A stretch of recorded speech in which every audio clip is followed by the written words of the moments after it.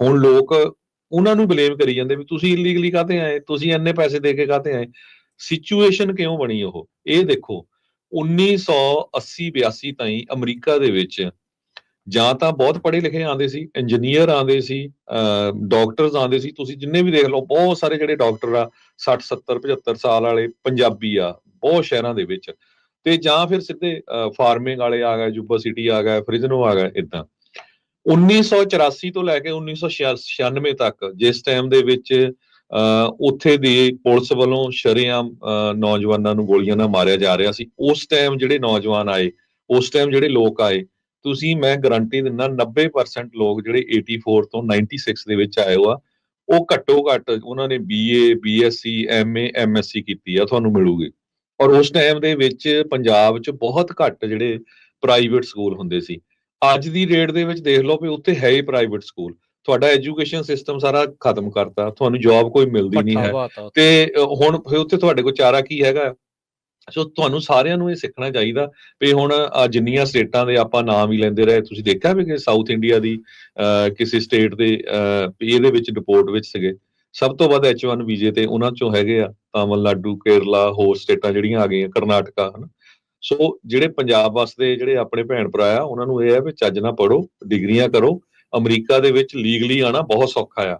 Punjabi radio USA ਦੇ ਘੱਟੋ ਘੱਟ 15-20 ਸਾਡੇ ਨਾਲ ਜਿਹੜੇ ਨੌਜਵਾਨ ਕੰਮ ਕਰਦੇ ਰਹੇ ਆ, ਸਾਰੇ ਇੱਥੋਂ ਉਹਨਾਂ ਨੇ ਮਾਸਟਰਸ ਕੀਤੀ ਆ, ਸੈਨੋਜ਼ੇ ਸਟੇਟ ਯੂਨੀਵਰਸਿਟੀ ਤੋਂ, ਕੋਈ ਸੈਂਟਾ ਕਲਾਰਾ ਯੂਨੀਵਰਸਿਟੀ ਤੋਂ, ਜਾਂ ਹੇਵਰਡ ਕੈਲ ਸਟੇਟ ਯੂਨੀਵਰਸਿਟੀ ਹੇਵਰਡ ਤੋਂ।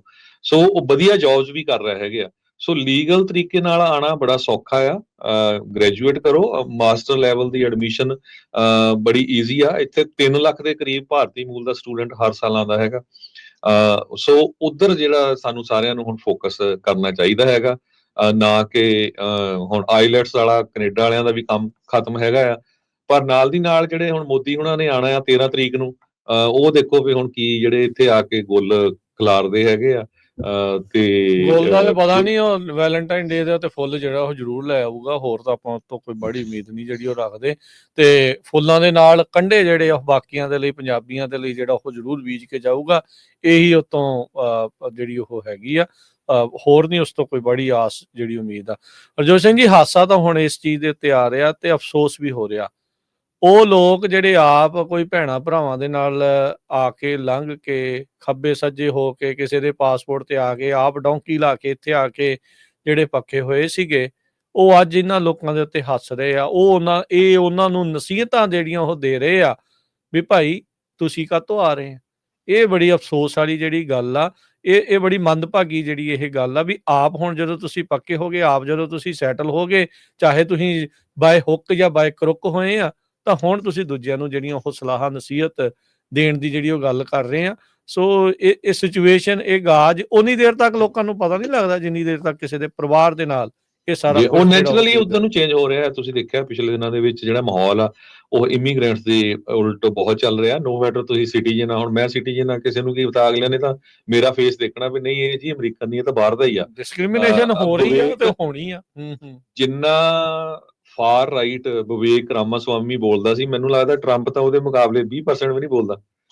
ਅਗਲੇ ਨੇ ਕੱਢ ਕੇ ਐਨ ਬਾਲ ਮੱਖਣ ਚੋਂ ਬਾਲ ਵਾਂਗ ਬਾਹਰ ਬਿਠਾਲਤਾ ਵੀ ਭਾਈ ਨਹੀਂ, ਠੀਕ ਹੈ ਕਿ ਨਹੀਂ। ਸੋ ਸਿਚੁਏਸ਼ਨ ਬਹੁਤ ਜ਼ਿਆਦਾ ਚੇਂਜ ਹੋ ਰਹੀ ਆ। ਸਾਨੂੰ ਕਿਸੇ ਨੂੰ ਕੋਈ ਸਿਟੀਜ਼ਨ ਆ, ਗ੍ਰੀਨ ਕਾਰਡ ਆ, ਉਹਦਾ ਮਖੌਲ ਨਹੀਂ ਉਡਾਉਣਾ ਚਾਹੀਦਾ। ਆਪਾਂ ਅਮਰੀਕਨ ਸਿਟੀਜ਼ਨ ਆ, ਆਪਾਂ ਸਾਰਿਆਂ ਨੂੰ ਫੇਰ ਬੇਨਤੀ ਕਰਦੇ ਹਾਂ ਭਾਈ ਲੀਗਲੀ ਆਓ।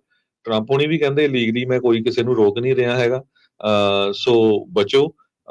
ਤੇ ਆਪਾਂ ਬ੍ਰੇਕ ਵੀ ਲੈਣੀ ਆ। ਬ੍ਰੇਕ ਤੋਂ ਬਾਅਦ ਟਰੰਪ ਹੁਣਾਂ ਨੇ ਇੱਕ ਜਿਹੜਾ ਹੋਰ ਐਗਜ਼ੀਕਿਊਟਿਵ ਆਰਡਰ ਜਾਰੀ ਕੀਤਾ ਸੀ ਵੀ ਬਰਥ ਰਾਈਟ ਸਿਟੀਜ਼ਨਸ਼ਿਪ ਜਿਹੜੀ ਆ ਉਹ ਰਿਵੋਕ ਕਰ ਦੇਣੀ ਆ।